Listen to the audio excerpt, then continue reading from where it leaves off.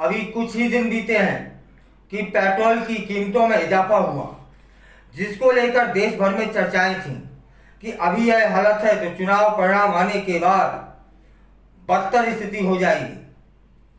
और लग रहा है कि वही स्थिति का सामना करने के लिए पूरा देश एक तरह से मजबूर हो रहा है। लोकसभा चुनाव खत्म हो गए, सरकार किसकी बनेगी किसकी नहीं बनेगी अभी यह तय नहीं हुआ है, लेकिन महंगाई बढ़ेगी यह तय हो चुका है। कूलर, टीवी, फ्रिज, एसी जैसे इलेक्ट्रॉनिक उपकरणों में के दाम बढ़ेंगे और इसकी सूचना डीलरों को पहले से दी जा चुकी है। इसकी मार भी आम उपभोक्ताओं पर पड़ना है।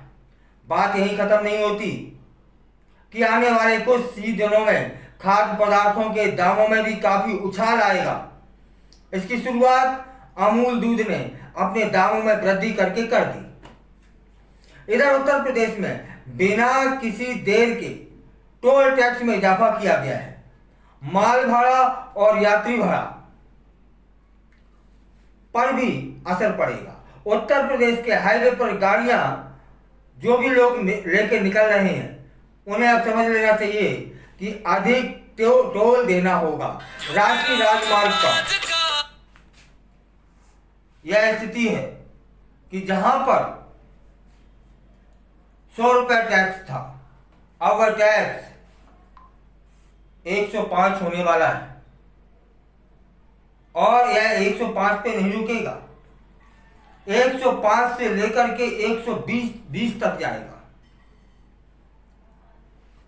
अब national highway authority of India ने टोल टैक्स की बढ़ी दरें 3 जून से लागू करने का फैसला भी कर लिया है।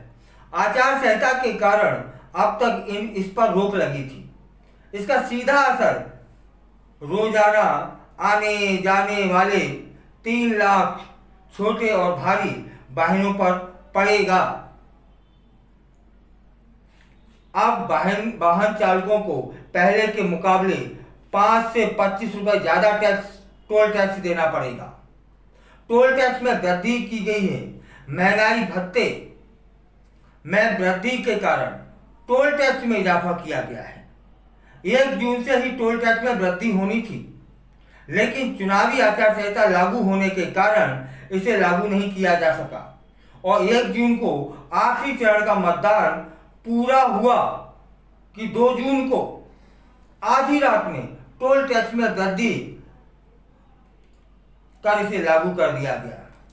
गाजियाबाद, नोएडा में 3% टोल टैक्स में इजाफा हुआ है और इसी तरह से हापुड़ जाना है तो वहां आपको बढ़ के पैसे देने होंगे।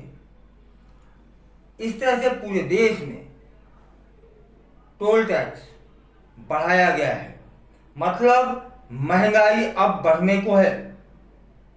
पूरी एक सूची है जिसमें बताया जा सकता है कि किस हाईवे पर कितना टोल टैक्स बढ़ा है। यह बहुत लंबा वीडियो बन जाएगा, लेकिन फिलहाल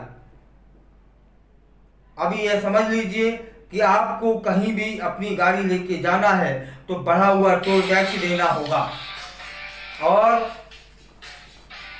इसी से अनुमान लगाया जा रहा है कि अब महंगाई की दर दिन पर दिन बढ़ेगी।